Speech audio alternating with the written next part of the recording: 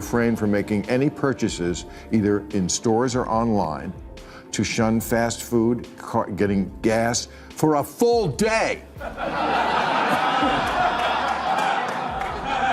I know. That look on your face says it all. You're right. It's so fucking...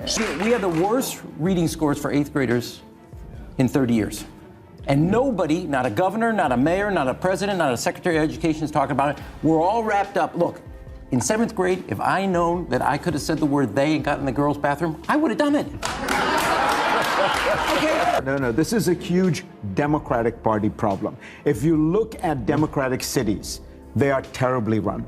They have incredibly high taxes. It is impossible to build, so the cost of housing... Let me finish, I'll give you a chance.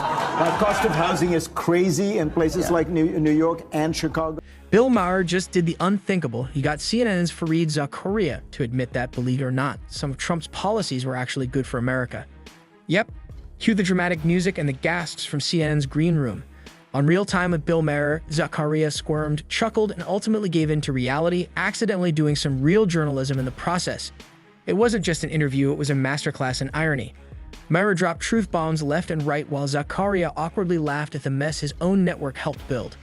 And honestly, it was glorious to watch. Stick around because we're diving deep into this rare moment of media honesty, and before we get started, smash that subscribe button so you don't miss more takedowns, hot takes, and moments that make the mainstream squirm. Trump wants to sell a visa. You get permanent residency. By the way, we are hardly, I looked this up, we are hardly the first country to do this. Doesn't mean it's the right thing to do. But, you know, I remember... Yeah, we actually have a version of it. It's called, I think it's called the EB-5 or something like that. So it's fine to do it. I actually think, maybe it's because I'm, very patriotic. I think 5 million, we should be charging 20 million, or, American citizenship is worth more than that. It comes with Ukrainian minerals, though. But what I love about Trump is he said, you get the green card, but with this, the gold card, you get extra privileges. like what? You get to vote twice? I don't know about you, but this one's serious that made me do a double take. Fareed Zakaria, yes, that Fareed Zakaria from CNN, the network that practically runs on hourly Trump bashing, actually admitted that Trump's gold card permanent residency policy is a good idea.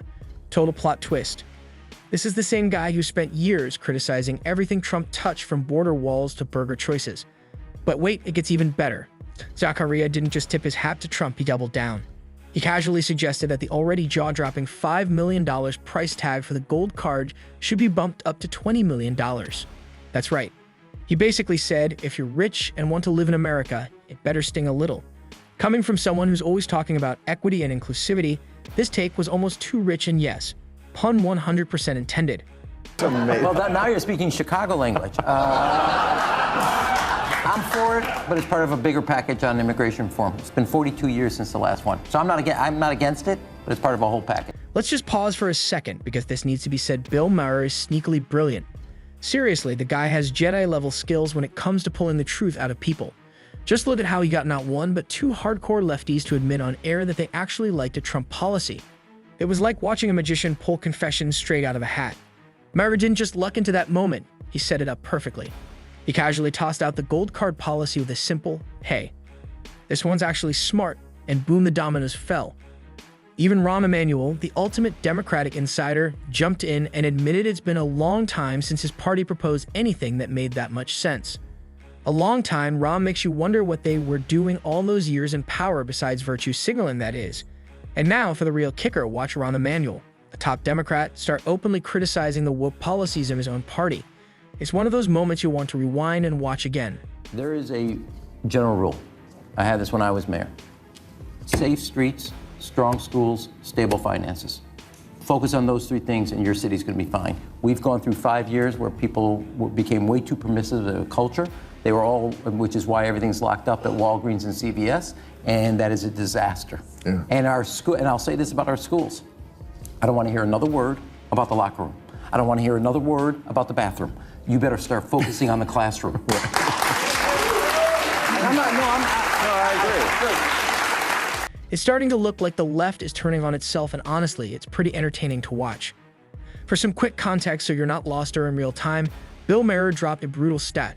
Why does the mayor of Chicago have a miserable 6.6% approval rating that's not just bad, that's maybe rethink your entire life bad?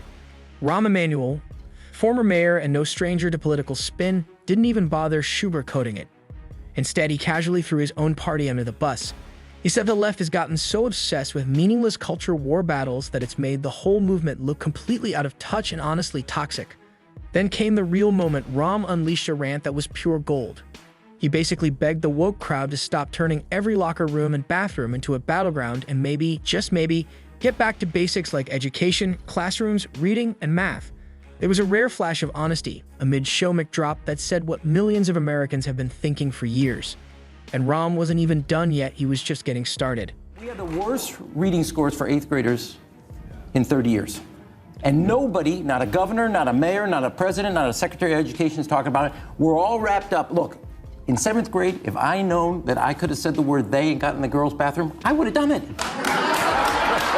Okay, this is, we literally are a superpower. We're facing off against China with 1.4 billion people, and 2/3 of our children can't read 8th grade level. So no more about the lot. Wait a second, I'm on a roll for a second. No more. I don't want to hear. I gave him the light, but I don't want to hear another word about the classroom. I don't want to hear another word about the bathroom until you tell me what you're going to do with the classroom. I couldn't agree more.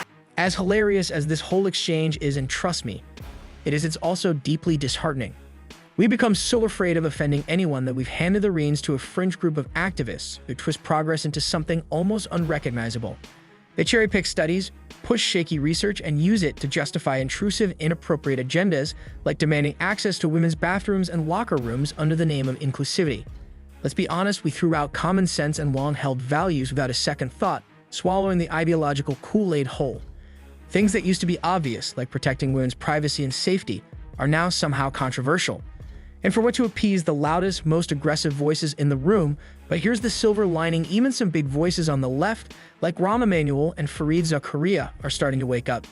Maybe it's Trump. Maybe it's Bill Maher acting as the reluctant voice of reason. Maybe it's just reality finally hitting hard.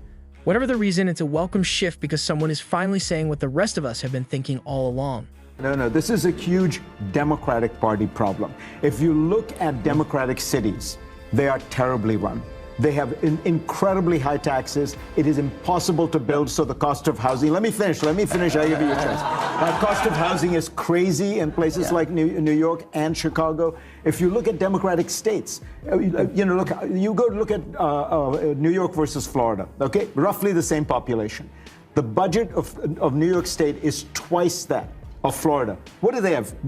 Streets paved with gold? I live in New York. I pay the highest taxes in New York. You get nothing for it. And I think that is the image people have of the Democratic Party. Lots of taxes, lots of regulation, but nothing gets done. Hey, and I live in LA. Bill Maher didn't just get them to grudgingly admit that Trump got some things right, he went even further. He got them to turn on each other. It was like a political episode of Survivor with Rahm Emanuel and Fareed Zakaria tossing blame across the table without even trying to hide it. Just listen to how they start pointing fingers at each other, at their own party for the mess we're all living through: insane living costs, small businesses crushed by red tape, runaway inflation, taxes that make you question every life choice. The hits just kept coming. It's like they finally had a flicker of realization, maybe you have a problem. And this little meltdown wasn't just political theater, it was pure poetic justice. After years of lecturing the rest of us on how to run the country, now the left is publicly devouring itself in a spectacle of regret and blame. Honestly, we're here for every second of it. Grab your popcorn, because when even the people who built the chaos start questioning the blueprint, you know the whole narrative is falling apart. Democrats have to own this and realize the answer to everything is not more taxes, more regulation. People are fed up of that, and they feel that it isn't working. The Democrats, look, as somebody who produced the best graduation growth in the country, and we changed our high school. You were a good mayor. I agree. No, that's not the point. The point was we changed, but I'll take that. The point isn't the rules. The point is the results. And the party has gotten way too focused on what the rules are. And I do agree with you on this. We have made it impossible to function as a city or as a state. So here's the million-dollar question: did Fareed Zakaria suddenly have an epiphany, Or has he known the truth all along while quietly nodding along as Biden ran the show? Let's be real, CNN spent years as the beating heart of anti-Trump messaging. This wasn't just biased commentary, it was a full-blown campaign. Skewed panels check. Echo chambers packed with Democrats while a token Republican sat there for show absolutely. News reports that read more like hit pieces than journalism every day. So now, with Zakaria having his big public moment of clarity, it's fair to ask, where was this energy when Biden was steering the country into a ditch? Was it loyalty pressure or just calculated silence? Either way, it doesn't exactly paint him in a flattering light. This sudden awakening feels convenient, not courageous. Maybe it's not the truth setting him free, maybe it's just the truth finally catching up with him. Take an example of this example. Here, obviously in LA, it took a fire and a natural disaster to make you realize, you know what, that rule's not that important. In Pennsylvania, a bridge collapse, all of a sudden we go, well, that environmental rule is just not important. We got to build a bridge. It's much more important. And I think the Democratic Party should take a look at and say, we're going to be honest, like we did in 1994 with reinventing government. Everything is on the table. Nothing is safe. And we can just look at it and say, that's essential. Those two things get out of here. And that doesn't happen. And that's a fair criticism. Maybe this is your next Democratic vice presidential candidate. And that's exactly what so many of us have been saying for years. If the Democratic Party has any real hope of making a comeback that actually connects with everyday Americans, they need to drop the political theater and get serious. That means putting everything on the table, ditching the fluff, the distractions, and especially the policies that ignore basic common sense. You can't fix a broken system by arguing over pronouns or chasing performative activism. You can't win back working-class voters by obsessing over ideological purity while ignoring real issues like inflation, safety, education, and jobs. People are tired. They want results, not lectures. They want real solutions, not social experiments. So if Democrats are serious about being relevant again, they need to leave the echo chambers behind and focus on what actually matters. Because common sense isn't partisan, it's just been missing for way too long. You refrain from making any purchases, either in stores or online, to shun fast food, getting gas for a full day. I know. That look on your face says it all. You're right. It's so fucking... In the end, Bill Maher simply held up a mirror and the left couldn't stand what it saw. As voices like Zakaria and Ram begin to break away, the cracks are only getting wider. If the Democrats want any shot at redemption, it has to start with truth, not theater. And maybe, just maybe, a little bit of common sense. That's it for today. If you enjoyed this, hit the like button and subscribe for more videos like this. Thanks for watching, and we'll see you in the next one.